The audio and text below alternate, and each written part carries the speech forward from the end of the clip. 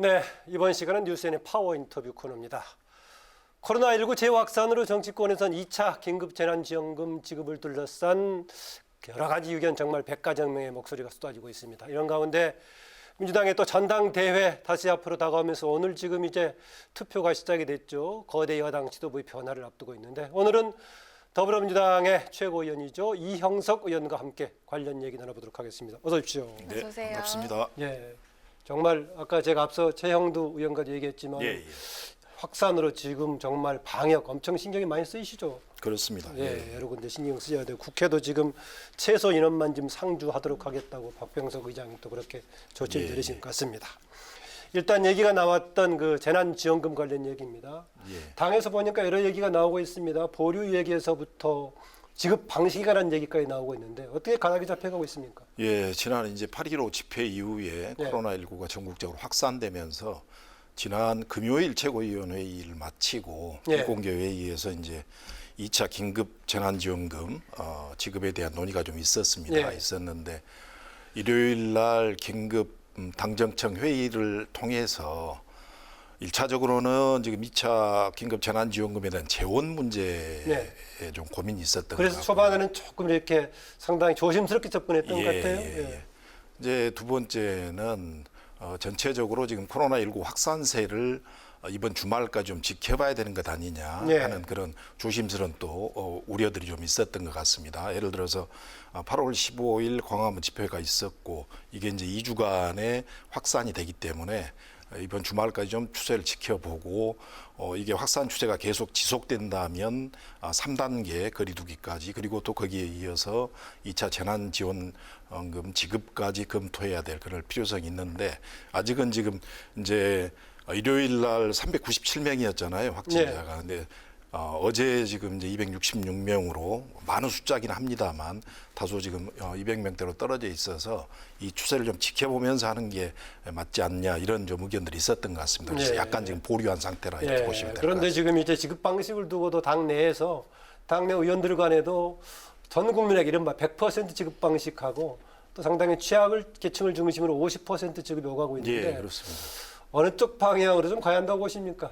이형석 의원님께서. 이제 기본적으로는 전 국민을 대상으로 하는 게 저는 옳다고 보는데요.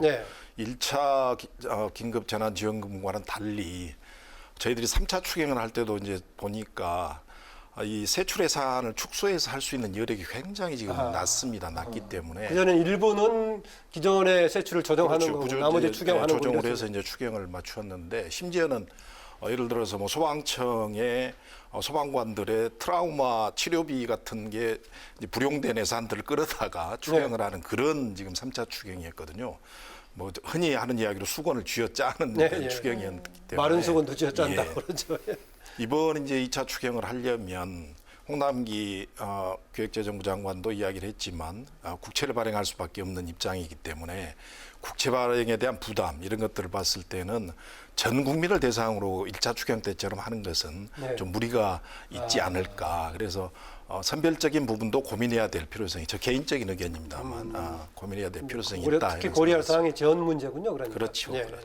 네, 사랑제일교회가 방역을 비협조하자 정부가 뭐 대응을 엄정하게 하겠다 방침을 내놨는데 이에 대해서 통합당이 좀 과도한 법 집행이다 이런 말이 나오고 있고요. 또 김종인 위원장이 정부 여당이 코로나 확산을 계기로 정쟁에만 매몰하는 것 같다. 정치 방역 아니냐 이런 말까지 나오고 있습니다. 네, 뭐 지금 미래통합당이 정치 방역 이야기도 하고 있고 또 8.15 집회 때 민주노총의 집회에 대해서는 왜 강하게 대응하지 않느냐 이런 이야기도 하고 있는데 근본적으로 제가 생각할 때는 지금 8.15 집회 이후에 나타나는 이 코로나19의 감염의 추세가 감염 원인을 찾기 어려운 지금 이런 부분이 있기 때문에 특히 또 국민의 생명권, 건강권은 이건 아무리 강조해도 지나침이 없다고 봅니다. 그래서 국민의 생명과 안전을 담보해야 될 정부 입장, 국가 입장에서는 이런 방역 체계를 무너뜨리는 그래도 방역을 방해하는 행위에 대해서는 좀 더 단호한 대처를 해야 된다는 게 지금 제가 볼 때는 국민적 요구 같고요.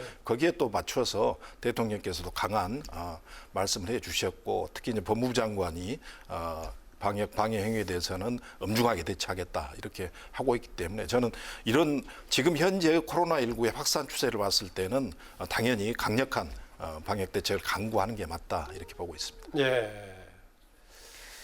그 보니까 아까 그 비슷한 얘기입니다만은 주호영 원내대표 오늘 보니까 그 회의장 뒤에 있는 백드랍이라고 하던가요? 거기다가 정치 공세 끄자, 오프 정치 공세, 위기 극복 살리자 뭐 이렇게 강조를 했던데 예. 너무 좀 정쟁화로 좀 치우치지 않냐라는 야당의 공격입니다.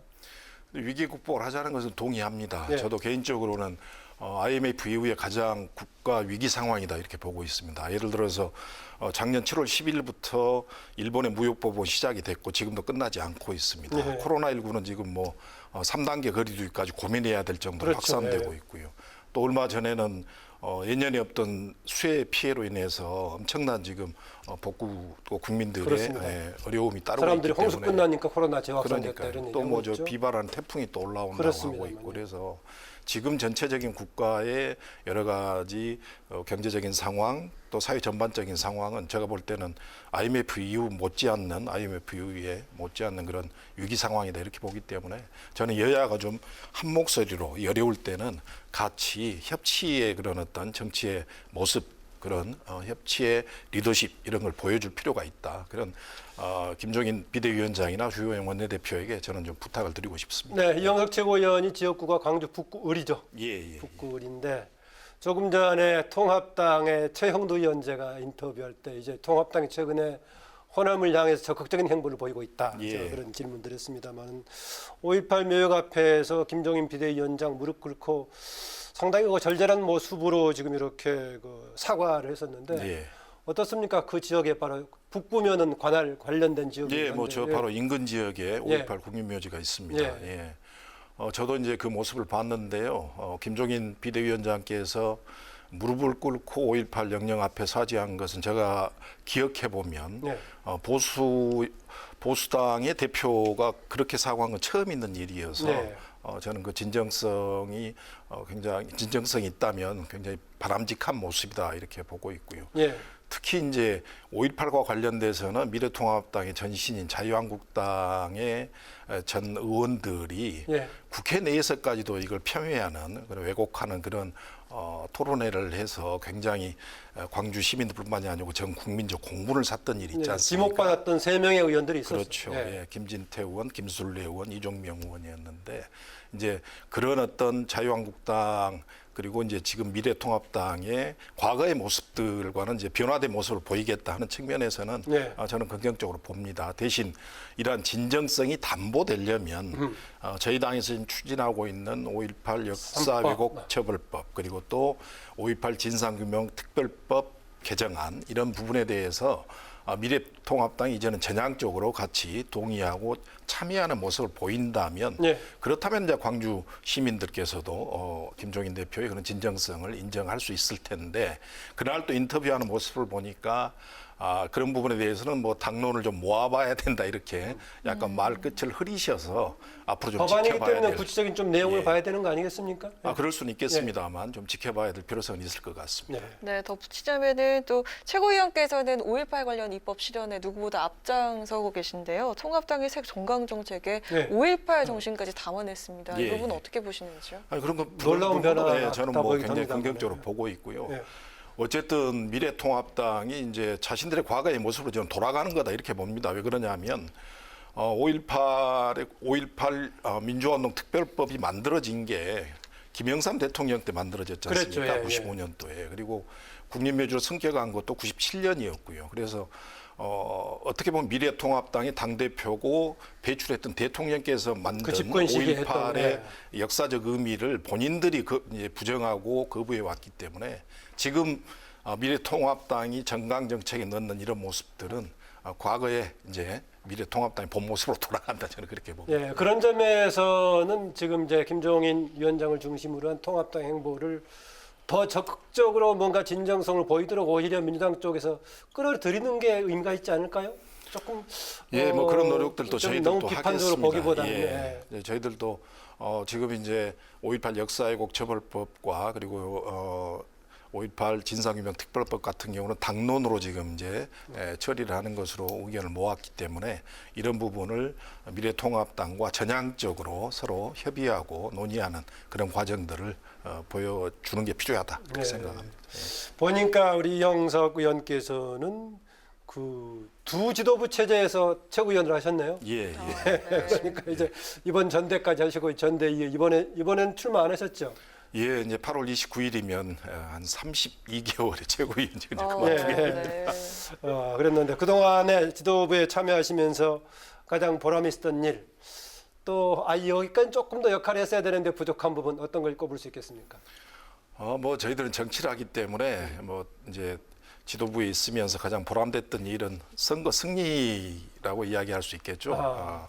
선거 승리면 예, 21대 얘기하는 겁니까? 2017년 이제 대통령 대통령 선거. 선거 승리. 왜 그렇게 저는 생각하냐면 2016년 국회의원 총선에서 저희들이 광주에서 전남에서 완패를 했었습니다. 그랬죠, 예. 민주당이. 그래서 한 군데 전남에서 한 군데 빼고 그랬어요. 예. 이걸 극복하는 이제 계기가 된 게 2017년 대통령 선거였기 때문에 그런 대통령 선거의 기억이 지금도 새록새록 나고요.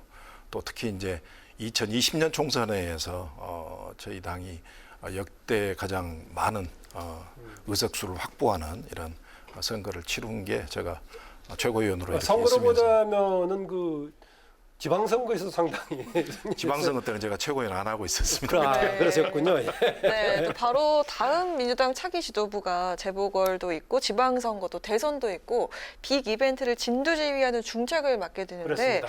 그 선배로서 차기 지도부가 가져야 될 덕목이 뭐라고 보시는지요? 차기 지도부에 뭐 나오신 분들은 다 이제 자질 역량 네, 갖추고 네. 있을 텐데요. 네. 제가 감히 덕목을 이야기하기는 그렇습니다만 국민들한테 가장 신뢰받을 수 있는 지도부가 돼야 된다 저는 그렇게 봅니다. 저희들이 이번에 부동산 정책도 다소 부침이 있었던 게 초반에 이제 그런 신뢰성 국민들의 신뢰를 받지 못한 부분이 있었기 때문에 그런 좀 어려움이 있었는데 차기 지도부는 저는 일덕목 국민들의 신뢰를 받는 지도부가 된다면 2020년 정권 재창출도 이 지도부가 해낼 수 있을 거다 그렇게 생각합니다. 네, 바로 말씀하신 대로 이제 국민들의 신뢰를 최우선 과제로 삼아야 되는데 이번에 지도부 선출에서의 투표권자의 90%가 이제 당원들에 해당되는 거죠. 예.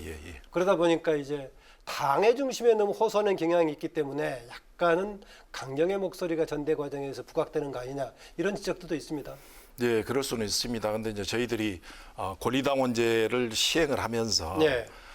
당내의 투표는 당원에게 그리고 이제 전체적인 공직선거는 국민과 함께 이런 이제 나름대로의 지금 당헌 당규를 가지고 있습니다. 그래서 당규 내용대로 이제 어쨌든 대표와 최고위원을 선출할 수밖에 없기 때문에 이제 권리당원이 많은 포지션을 차지할 수밖에 없는데 앞으로는 이제 그런 부분도 좀 더 국민의 목소리를 좀 더 담아내야 되지 않느냐 하는 의견도 있기 때문에 네. 이제 차기 지도부에서 또 이런 부분들은 검토해 볼 필요는 있을 것 같다는 생각입니다. 네, 이제 여러 가지 역할을 하시다가 이번에 21대인 국회에 오셨는데 노무현 전 대통령 비서관도 하셨고 또 광주시에서 경제부시장도 하셨었는데 예. 보니까요. 뭐 여러 가지 거쳐서 이제 이번에 득표력이 좋으셨네요. 21대.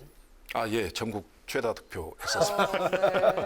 이러셨는데 이제 또 여러 가지로 남다르실 것 같은데 21대 국회에 임하는 자세 지금 일단 한 번의 임시국회는 거치고 두 번째 임시국회가 진행 중인데요. 예. 느끼신 점 어떤 게 있었습니까? 아무래도 이제 21대 국회는 저희 더불어민주당에게는 국민들께서 180석 처음에는요, 지금 176석입니다만 네. 180석에 그런 큰 힘을 실어줬기 때문에 그만큼 책임감이 막중한 책임감을 갖게 된 국회였다는 생각을 갖고 있습니다. 네. 대신 이제 출발 자체가 상임위 배정부터 여야가 협치로 가지 못하는 그런 좀 어려움이 있어서 지금도 다소 아쉬움은 있습니다. 정기 국회가 이제 되기 전에 또 이런 부분에 대한 서로 노력들이 좀 있었으면 하고 있고요. 네.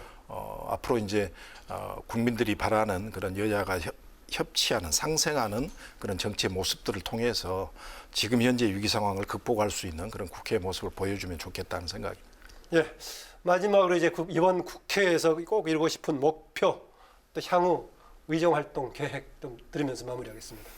네, 저는 이제 뭐 지방 의원부터 이렇게 출발을 해서 네. 21대 국회에 진출했습니다만 근본적으로 지금 현대사에 대한 좀 재정리가 필요하지 않는가. 또 특히 제가 지금 5.18 40주년 특별위원장을 맡고 있기 네. 때문에 뭐 동학농민혁명부터 시작해서 죄송합니다. 5.18 그리고 또 4.3 그리고 여순 사건 그리고 가장 최근에는 세월호까지 전체적인 진실을 좀 규명하고 역사적 정의를 새롭게 하는 일이 좀 필요하다 이런 네. 생각을 갖고 있고요. 두 번째로는 어쨌든 그동안에 조금 지지부진한 이 국가 균형 발전과 지방 분권 네. 이 부분에 대해서 좀 더 속도감 있게 진행할 필요가 있다. 그런 생각을 가지고 지금 행정안전위원회에 네. 제가 참여했기 때문에 그런 부분에서 좀 의정 활동을 이번에 편집해야 당의 정강 정책에서도 그 부분을 중요하게 좀 반영한다고 하더라고요. 예. 오늘 말씀 고맙습니다. 예, 고맙습니다. 감사합니다. 네, 지금까지 뉴스엔의 파워 인터뷰 더불어민주당의 이영석 최고위원과 함께했습니다.